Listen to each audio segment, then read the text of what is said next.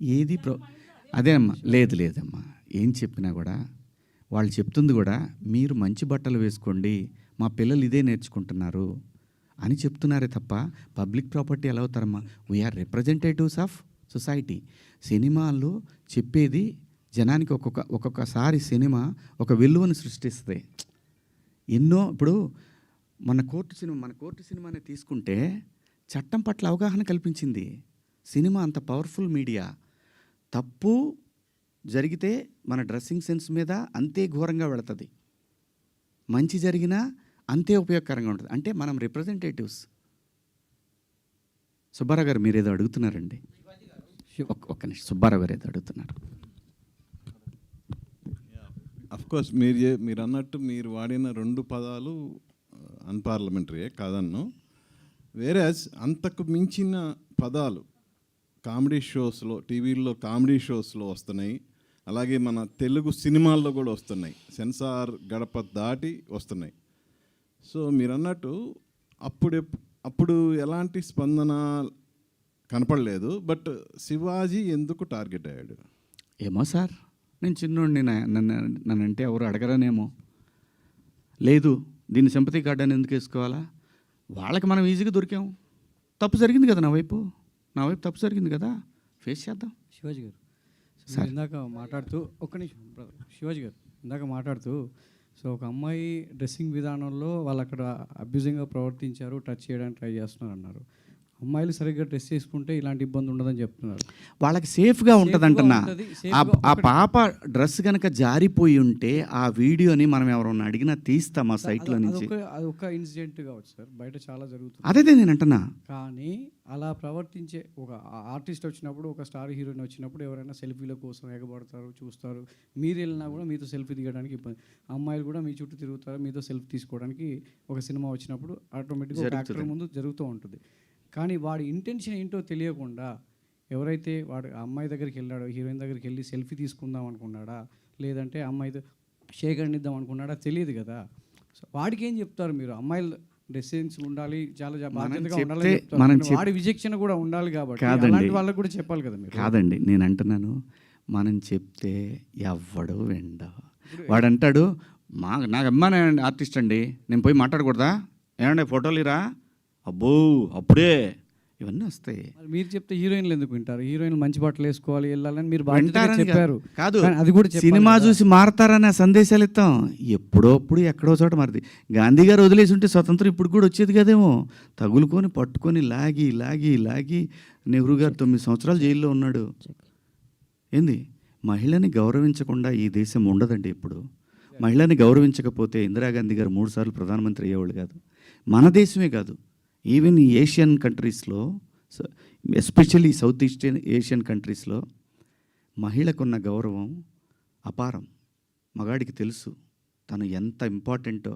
అసలు ఈ సృష్టి తిరుగుతుందే మహిళ చుట్టూ అండి. అమ్మనేవాడంటాడు సార్ మీరేది అడుగుతున్నారు. సోషల్ మీడియాలో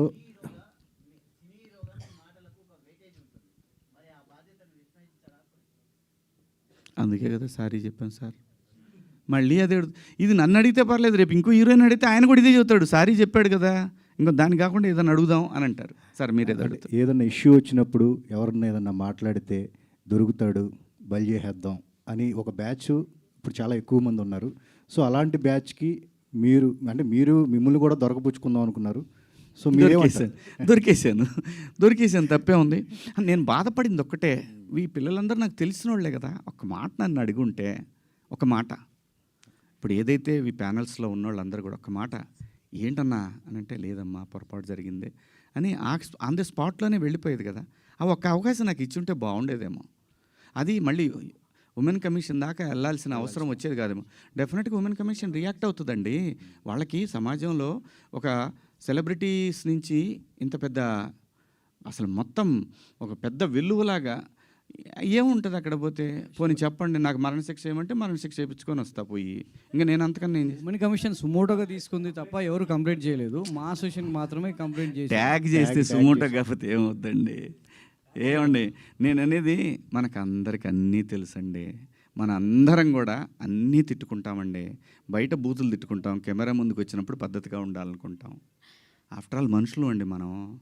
నా ఏం చివరిగా- లేదు, ఇందులో తప్పేం లేదు. శివాజీ శివాజీ గారు. అంటే కామెంట్లు చూస్తుంటే ఎలాంటి బట్టలు వేసుకున్నా మహిళల పట్ల గౌరవంగా ఉండాలని బాయ్స్కి చెప్పమని చెప్పి మీతో చెప్పమంటున్నారు, ఏమంటారు మీరు దానికి?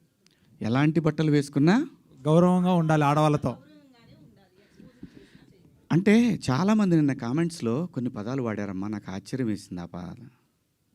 ఎప్పుడన్నా సాయి పల్లవిని ఎవరన్నా టచ్ చేశారా? ఎప్పుడన్నా అనుష్కని ఎవరన్నా టచ్ చేశారా? ఎప్పుడన్నా సౌందర్య గారిని ఎవరన్నా టచ్ చేసిన సందర్భాలు విన్నామా? ఇలా చాలామంది లయాని ఎవరన్నా ఆమెను చూడగానే మా ఇంట్లో అమ్మాయి అని అంటారు. ఆవిడ మీరా జాస్మిన్ నిండుగా, మలయాళీస్ అందరు కూడా బయట నిండుగా శారీస్ కట్టుకొని వస్తారు. నేను మిమ్మల్ని అందరూ అమ్మ దండం పెడతా, మీరు ఎట్టొచ్చినా మీ ఇష్టం, నాకు సంబంధం లేదు. అలాగే ఒక నిమిషం లక్ష్మి గారు, ఒక నిమిషం నన్ను మాట్లాడండి. అలాగే భూమిక గారిని ఎన్నోసార్లు వచ్చింది ఆవిడ, ఎవరన్నా టచ్ చేశారు ఆవిడ్ని? నేను అంటున్నాను,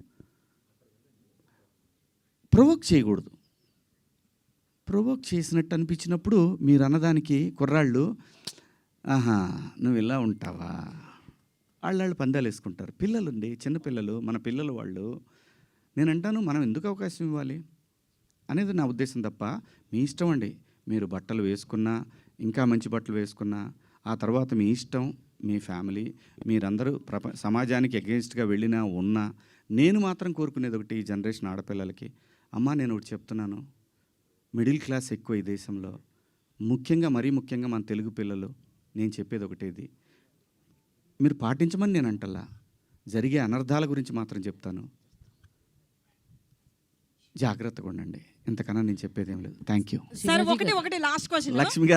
లక్ష్మి గారు ఎందుకండి ఊరికే అనవసరంగా అన్నారు కదా సార్, శ్రీదేవిని